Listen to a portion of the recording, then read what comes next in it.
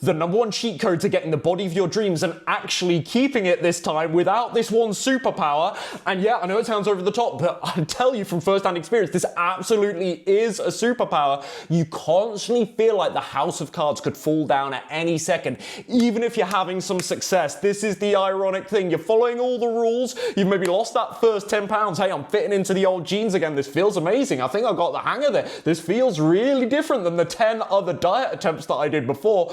Something's really working here. You're in the gym. Wow, I'm starting to notice the little baby biceps. They're looking a little bit bigger. Oh yeah, the squats, I think they're paying off. The glutes are looking in pretty good nick. Hey, this is going well. It doesn't matter. You constantly, perpetually feel like you are simply one single chocolate bar from that next binge and rebounding right back up the scale. You're a couple of food choices or a couple of lazy days away from losing all the muscle mass that you spent months in the gym working so brilliantly to build without this one thing. So what is it? Enough build up, Mr. Clickbait Rye. Cut to the chase. What is this one mystical thing? Learning how to bend the rules just a little bit and then return right back to your plan without delay. Sounds so simple, but literally this is what everybody struggles with, me too, for the best part of a decade. Even after I'd lost the weight, I didn't feel entirely sure I could actually maintain it, that I was totally in control until I got this right, operating in that gray area where I don't have total control. But I'm still not gonna go back to the old binge eating habits. I'm still not gonna have total food freedom / chaos.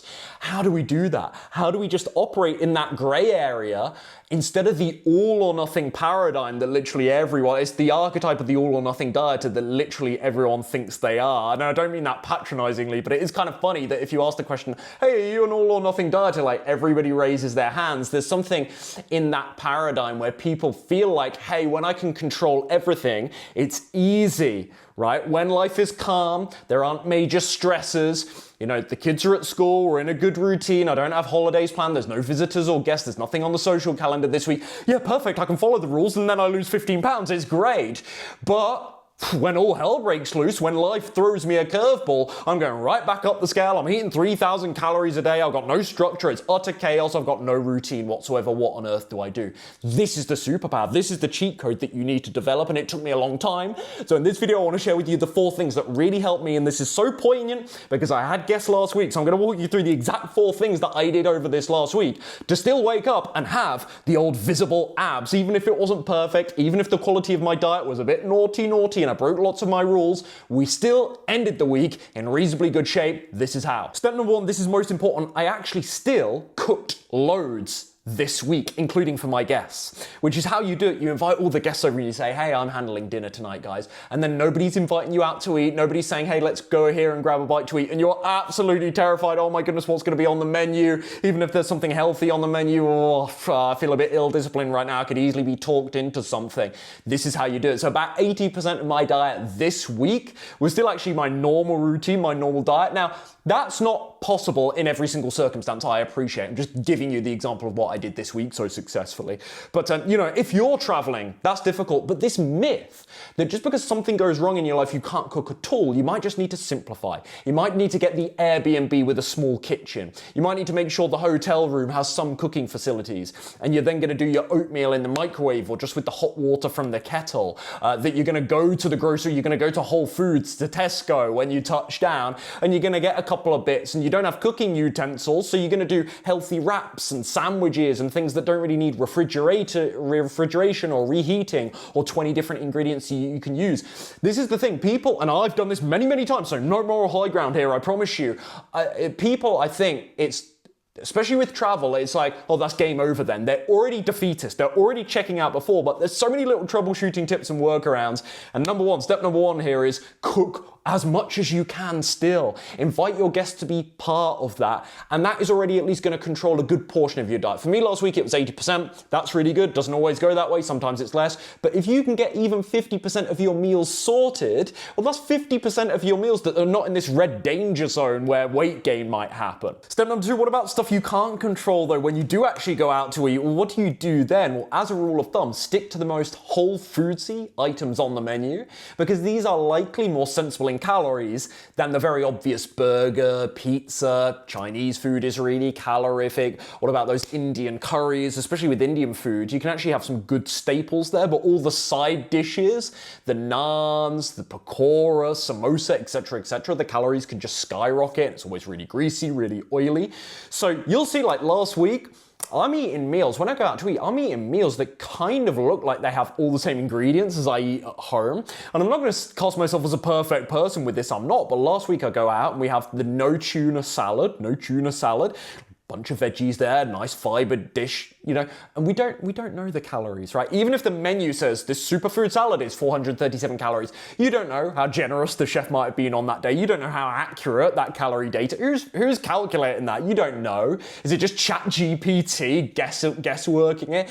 You don't know for certain. It's never precise. But generally speaking, as a rule of thumb, when you're looking through a menu and you look at the soups and the salads and the sides and the stir fries, you're thinking about things that the 4 S's, as I'm always quoting here, you're thinking about items that might be likely the most whole foodsy, and you can get a feel for this when you're looking at the menu. If they're Instagram, this is another thing I've done for years. If I'm traveling especially, I might look at a restaurant's Instagram because it gives me a bit of a clearer picture of how much, what's on the plate, etc., than a written menu will, than just one sentence on a menu will. So that's another little tip as well.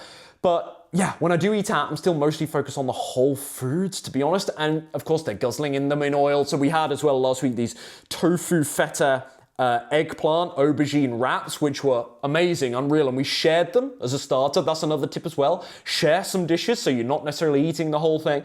And that was great, but it still was really oily. So no, it's not as low calorie and controlled as I would make at home if I make the healthy stuff at home. But generally speaking, by focusing on the whole foodsy items on the menu, that's a calorie ceiling in itself. And yeah, the pizza, like a lot of people in my space, the vegan plant-based world, if you're new to my stuff, when they go out to eat, they want a real cheat meal. So they want like the Americanized junk foods, but the vegan version, and they're still crazy calorific.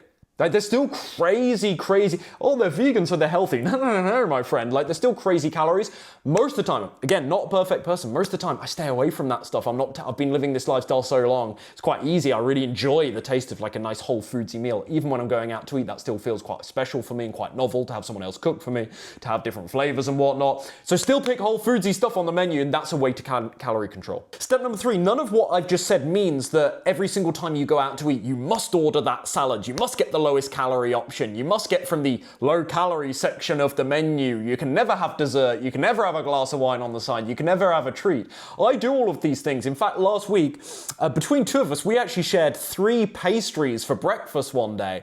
Here's how I make all of this work. I guesstimate the calories and I build it into my diet. Again, there's a bit of guesswork. It's a bit rough and ready, but at least I'm not stacking up the calories and having all of these things extra on top of my normal meals. And this is where people go wrong. So they go and travel and they'll eat like 3 square meals that are already more calorific because they're having a hotel breakfast, a lunch they get maybe from a cafe on the go or something on the go, and then a dinner, a sit-down dinner that's going to be like 1,000, 1,200 calories, which it can so easily be with restaurant food. And then they're having little things in between. So they might be having a dessert, even if they're sharing it, right? They might be having a glass of wine on the side. They might be having some snacks, some chocolate. If they're in Central Europe, like we do over here, they're grabbing a couple of pastries mid-morning with their coffee. Inside their coffee, it's they treat themselves to the latte today, so there's 150, 160 calories there. So the calories are just stacking on top of, normal meals anyway.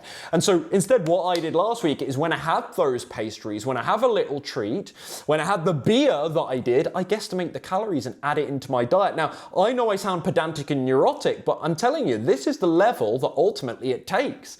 This is the level it takes to ensure that you actually maintain your results. And after a while, it isn't a chore. That's what I'll say as well. This might sound awful to some, like, can't you just have a couple of days off, Ryan? Yes, I could. But if I'm starting to flirt with those old behaviors and patterns again, I know where this goes, and it doesn't take much. It doesn't take long. No, not every day I'm perfect. Yes, sometimes I still have these little blowouts here and there. Like my birthday, Christmas Day, I go crazy. But last week, I wanted to have a bit of fun, bit of indulgence, but still feel really, really good about my food choices at the end of each day. And this is how I did it. This is what it takes. So I looked at those pastries. We shared 3 between 2 of us, which which is quite excessive, and I guesstimated 600 calories. Now, as it so happens, my usual oatmeal breakfast at the moment, or tofu scrambled breakfast, is about 600 calories. Perfect. It's about 620 calories, so perfect. So I just like for like sub. So I didn't have breakfast. We had the pastries at 8 a.m. and then I just had lunch a little bit later earlier on. Normal lunch a little bit later on in the day. And so it didn't stack calories at the end of the day. Now, of course, even though I accounted for the calories, the pastries aren't as satisfying and they're certainly not as healthy as my fiber-rich, nutrient-controlled, macro-balanced oatmeal bowl or the tofu scramble. No. So yeah, I noticed I get hungry sooner. But again, this is what it takes. You build in the calories, you guesstimate, and you don't let these things snack. So you can still have, and this is the all or nothing that people struggle with. Like, oh, I have to be perfect diet rules. If I have any one thing, I'll go absolutely crazy. No, you just have to account for it. You just have to own it. And if you're like, but Ryan, I can't even risk the pastries. Once I taste those, the day's going to just be crazy. I'm going to go hog wild. Better start learning. Better start giving yourself some rules. Better start saying to yourself, no, I'm just going to have one pastry and then I get damn well back on track. Like, how are you ever going to develop that skill if you keep this kind of mantra in your head of, this self-diagnosis of I'm an all or nothing dieter? Well, you're always going to find reason to prove that's true. You're always going to use that as you're out when things start to go awry in a day, rather than just saying, no, I'm going to have my pastry and then we're having a normal lunch and that's it. And I'll get over it and I'll get used to it. And then you do learn that balance. This is how you learn the gray area without the extreme swings in behavior. Account for the calories, build it into your day, and keep your rest of your meals tight that day and it will be fine. And lastly, step number 4, this is my calorie buffer. This is my compensation for periods where I do overeat. Let's say I do go a bit wild on those pastries. Let's say it's my birthday, so the calories go up and up and I don't feel so bad about it. What is a little buffer for me? The step count.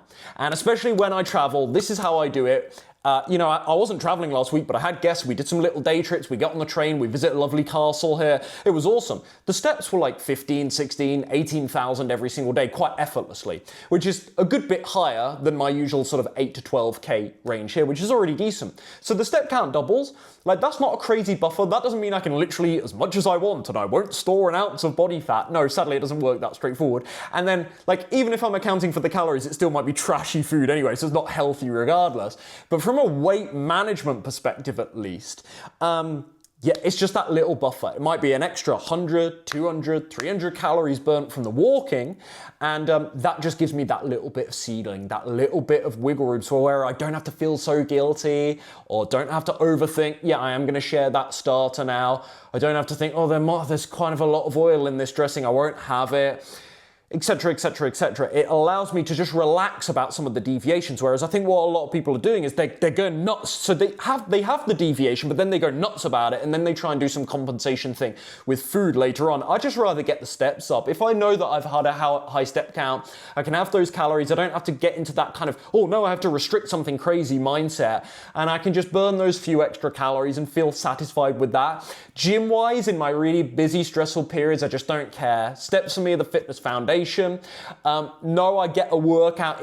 Even in very hard times in my life, I'll find a way to get a workout in eventually. But in the short term, I've talked about travel a lot or having guests. That's been the example I've used in this video. If I have to go from 3 gym sessions a week to just 1 or 2, that's fine, I make do with. But the step count, again, is that calorie buffer. So I'm always moving, and that just creates that tiny bit. You can't abuse it. You don't want to abuse it. That tiny bit of wiggle room, and that was useful last week. And that's literally it. This is how I've gone from the all or nothing dieting paradigm to actually maintaining results in periods like last week as a case study, or periods where I'm low on motivation or work. It doesn't even have to be travel or guest related. Periods where I'm low on motivation, work is really distracting, something in my personal life, relocating like I did last year, and that occupying my mind, energy, and time for some time, without going right back up the scale, without losing all the muscle mass I've worked so hard to build, without going back to eating chocolate every Ben & Jerry's every Friday and Saturday night, like a whole tub like I used to back in the day. That's how I've been able to operate in that gray area where life isn't perfect. I can't control and plan everything, but that doesn't automatically mean that the whole house of cards needs to fall down. It's not actually that complicated.